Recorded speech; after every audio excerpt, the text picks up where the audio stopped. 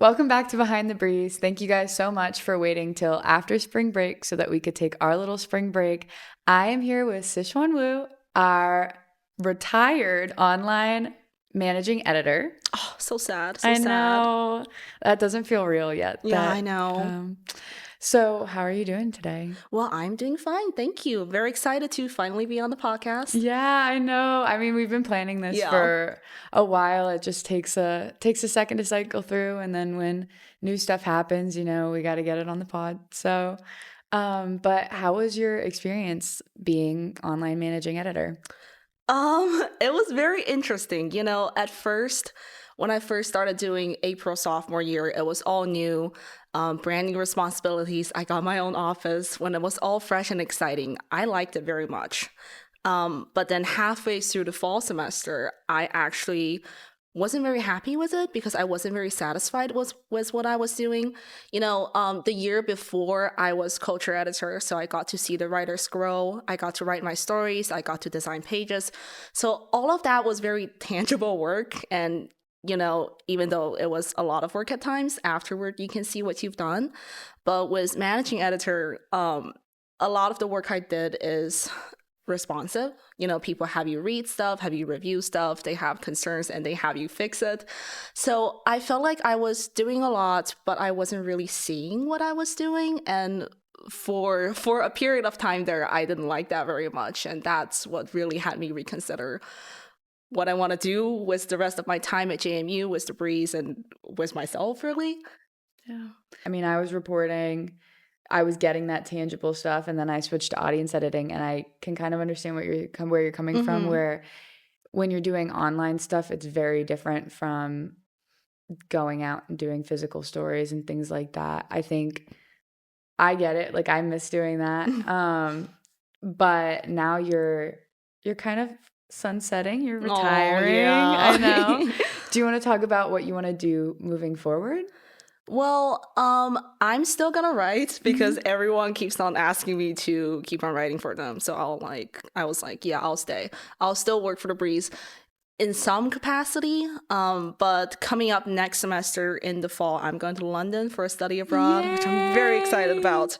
And I guess I'm just really excited to write more stories because, that's what I enjoy the most about doing journalism and with the Breeze, is to go out there and learn all the cool things that people are doing and really recreate it with my words and my storytelling. I've always wanted to be a writer way, way, way, way before I even got into journalism, So I think that is the one constant I'd like to hold on to, which is to explore more things with my writing and try to really go above and beyond with my craft, if you will. Yeah. Is there a specific section you're thinking of writing for? Well, I think, over the years, I've been trying to find my journalism niche, partly because my parents made me do it. They kept on asking me what's my journalism specialty, but I think this year, I'm gradually gravitating toward in-depth feature and profiles. We're in 310 Advanced News Writing together, and we just did a story on the personal profile, and I had so much fun because it really allows you to get to know a person in the process. And, some people are very shy and they don't like being recognized. And I just think it's great that I can sort of give them the platform to shine because, we have amazing people out there doing awesome things. I feel like especially in Harrisonburg, I don't know whether it's because it's a college town or because we have faculty who have their own independent ideas and their own independent work that they do. I don't know what it is, but I was talking about this with someone the other day. I feel like you could do a profile on anyone in Harrisonburg and you will have a really in-depth, a really great, hard-hitting story. So I kind of understand where you're coming from, where those features and stuff like that, you can span a wide range of topics, but you don't have to put yourself into one niche. Yeah. I like that. That's and a good idea. It's kind of awkward to admit, as a person in news, I don't really care about things that are going on. I keep on saying if everyone is talking about it, then I'm not going to be talking about it as well. I want to find the things that people are kind of overlooking, because Yeah. I joke around and I say it's one of my superpowers to see things that other people don't. Yeah. I've never thought about that. I've always thought like journalism is you're supposed to hit on what people are talking about, but I kind of like that perspective Aw. where you're trying to find the things that people don't know about or Hmm. the things that people should have more of an awareness about. I like that. Maybe I'll steal that. Maybe I'll teach And I also feel like that. it's good to have different people focusing on different things in the newsroom when you have people with different perspectives and different strengths, and sort of circling back to what we talked about at the beginning, the different responsibilities between the different roles. I think a part of why I decided to step away from the editorial side a little is I feel like my talent is with storytelling itself. We have people coming into leadership roles who are just excellent editors, and they have such visions that I'm so jealous of. Um, I've come to realize that this is not what I enjoy doing. I enjoy just, doing the work itself and enjoying the process, Yeah. which I think it all worked out in the end, right? No, yeah. I mean, I think it did. Yeah. Yeah. I think it is really admirable to like kind of discover that maybe you want to be the one creating the things rather than editing them, because I get that. I Yeah. am not I edit, but I think that there are people who are like built to be editors. Like people who just can see someone else's vision so clearly. But I like kind of the thing where you're like, I want to make my own vision. I want to tell my own Mhm. stories. I think that's Well, yeah, some thank people you. are built for editing. Yeah. I'm Yeah, I agree. not always, I mean, I should be because I guess now with Anchor, you're also kind of like a managing editor. Hmm. But I don't know. I think they kind of go hand in hand, but like once you know whether you're an editor or a writer, I think Yeah. yeah. I mean, you have to edit your own stuff anyway, Yeah, but that is true. That is true. yeah. I read over my drafts way too many times before I Yeah. send it to them. Which my editors appreciate, I believe. They're Mhm. like, "Oh, your writing is so clean," and we can tell it's you Yeah. because they don't edit a lot Yeah. on my stories. Yeah. Is there anything you're looking forward to about London and being able to travel and kind of harness your craft overseas, I guess? Um, I'm just really excited about the traveling aspect itself. I've never been to London, but I've always wanted to go. So now it's finally happening, and it's so great. And I sort of approach the whole study abroad thing as a journey to find what I really want to do with myself. I've been with the Breeze for 3 years, and I've been doing journalism since my junior year in high school. And it's been a wonderful experience, but every now and then I wonder if this is the thing I'm meant to do. Because there are times when I don't enjoy it as much as I thought I would. Yeah. So there are moments when I'm like, what if I branch out of this area and try other things that I really want to do? Sometimes on the first day of class, your professor asks you like, oh, what do you want to do after you graduate? Or Yeah. what do you want to do in 5 years? And I put like a bajillion things. I'm like, I want to be a literary agent maybe, or I want to work for a publishing agency, or I want to be an interpreter. And so there are all these other things that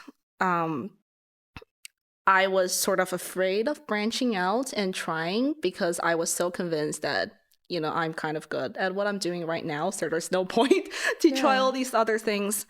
So I'm kind of using this whole study abroad experience to force myself to step out of my comfort zone a little and maybe try all these things that I might enjoy more, I might enjoy less, who knows, but Yeah. you never know until you try. What was maybe your driving factor to be like, oh, I should study abroad? Oh gee, Yeah. I really have to think back. I've always wanted to do the London program because I've always been fascinated by England. When I went to school in China for many, many years, I learned British English for many, many years. So I used to be very British. So I've always wanted to go to England, but then my parents were like, you're already studying abroad. Yeah. Because, for those listening who don't know, I lived in China for a great many years, and then I came here to America to go to school. So they're like, you're kind of already doing that. We're not going to pay extra money for you to go Yeah. somewhere else. Um, but then I think in the fall semester, back in September, October, I felt sort of stuck where I was.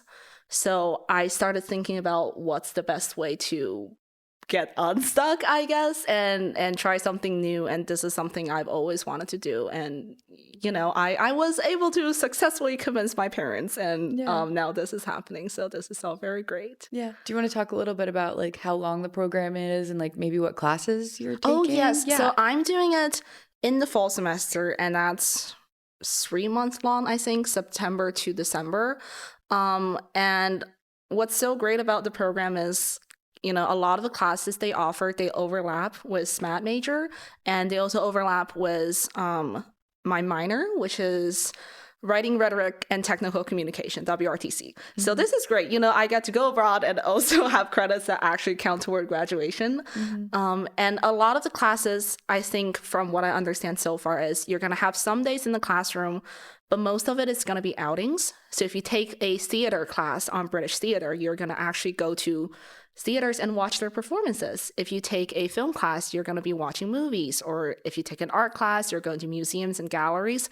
So you're actually learning in the process and like alongside traveling, which I think is really cool. If you're an upperclassman, sophomore and above, you can also opt to do an internship. So I'm going to do that as well. I just sent in my application. I don't know what they're going to give me. I hope it's something good. What did you apply for? I think they have a agency that connects you to some companies they have there in England. And they sent us this very detailed questionnaire asking you about, what are some areas you're interested in? What are some skills you have? What do you want to take away from it? And I just answered all the questions with as much details as I can. And now I'm just waiting for them to reach out. And yeah. So I know that you're planning on continuing writing. Are you going to continue writing while you're in London? Well, I realize that doing reporting will be a little hard when you're so far away. But I write a book column for the culture section where I recommend books and do book reviews. So I hope to do that while I'm in London because, you can do that anywhere.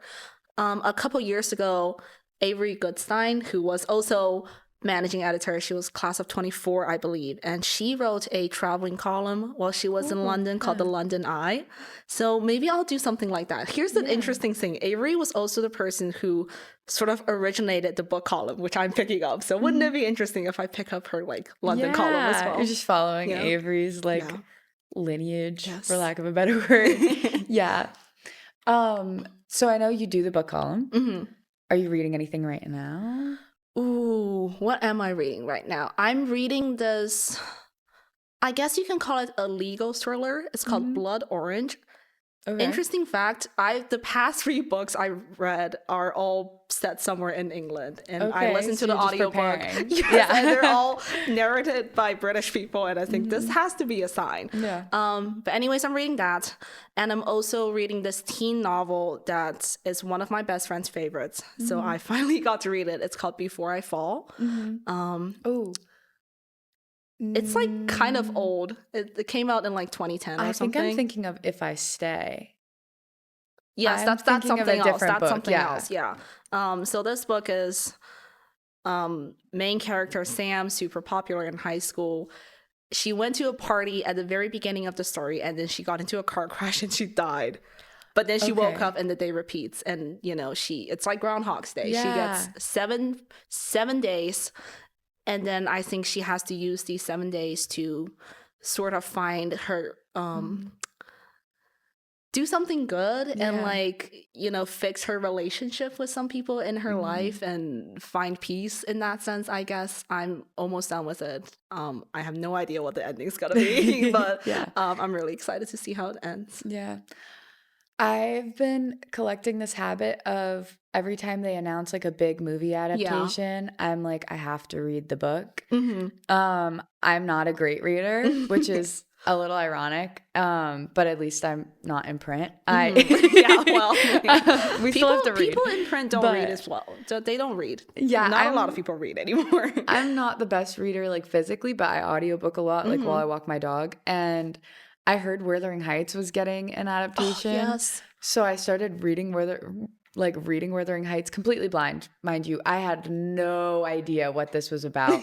And now I'm like, what is this about? Yeah, Like, I read it in high school. And it's all I remember is weird. about this girl and this guy, and they sort of get together, but something bad, tragic happens. Yeah. I Spoilers, cannot, maybe. I But, cannot read classics. um, It's a big regret. I wish I can get into it more, but it's hard to read classics. I mean, I audiobook it, so I'm not really yeah. reading like the old English, but the lady who narrates it is Irish, Ooh. thick Irish accent. Okay. And so now I'm like walking around my home and I'm like not mocking, but I'm like doing her Irish Yeah, yeah. accent and I'm like I'm not gonna do it here, but I'll like say things in an Irish accent and it's just because I keep hearing it. Hmm, hmm. So I don't know. I just think it's really funny and it's a weird book. But if you reread it, let me know because Okay. it's strange. And I want to watch the movie, but I'm not letting myself watch the movie until I finish the book. Funny thing, sometimes, sometimes I read the book and I watch the movie afterwards. Sometimes I Mm-hmm. stumble upon a movie and then I realize it has a book. So I'll read Mm-hmm. the book after. But no matter what I have access to first, I end up liking it more. Because, Yeah. you would think the other version has to be more similar to the one you've Yeah. already seen. You are kind of sunsetting in your role. Is there anything that you want to like reminisce about or like a favorite moment that you've had?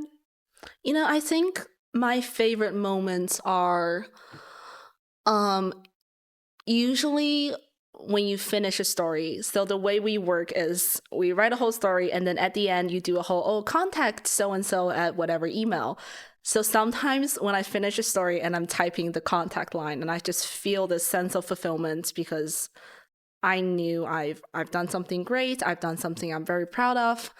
Um for writing in general, sometimes I have these moments when I'm sitting in bed scrolling on my phone and I have an idea that just pops into my head and I have to scramble out of bed and write it down somewhere. And, I love moments like that when you have the creative spark, if you will. And I think that is what kept me going this whole time. And, I keep on saying I wanted to be a writer since I was like 8, 9 years old. And I think this is what's kept me going this whole time. And with journalism, I'm just so surprised by how much it has helped me grow as a person. I used to be really shy and I was scared of talking to people, but doing journalism and writing for The Breeze had made me so much braver and more confident. I can have a conversation with people I literally know nothing about. And I was able to build amazing friendship in the process and go do cool things that I didn't think I would have had the chance to do if I wasn't in this position. So I guess for everyone who's sort of thinking about doing this but not sure, or for people who sort of want to follow my footsteps, if you will, to just get out there and try things you've never done, because you're going to discover really amazing aspects of yourself, and also learn so much more about yourself. And, it's really not that scary once you've made the first step and you've done it. Yeah. Yeah. Well, thank you so Oh, much thank for joining you. me. I know this was like a little bit of a process in the making, but I'm really glad that we got to set this up before you set off to I know. London And then and I'll ride across off the... into the sunset. Yeah, literally. Well, Yeah. we'll be back with another episode of Behind the Breeze next Wednesday, and we just had turnover. So all of our new exec and our new positions are out, and just be sure to catch up on The Breeze and Breeze TV as they roll out. Be sure to follow The Breeze and Breeze TV on all forms of social media so that you don't miss an episode.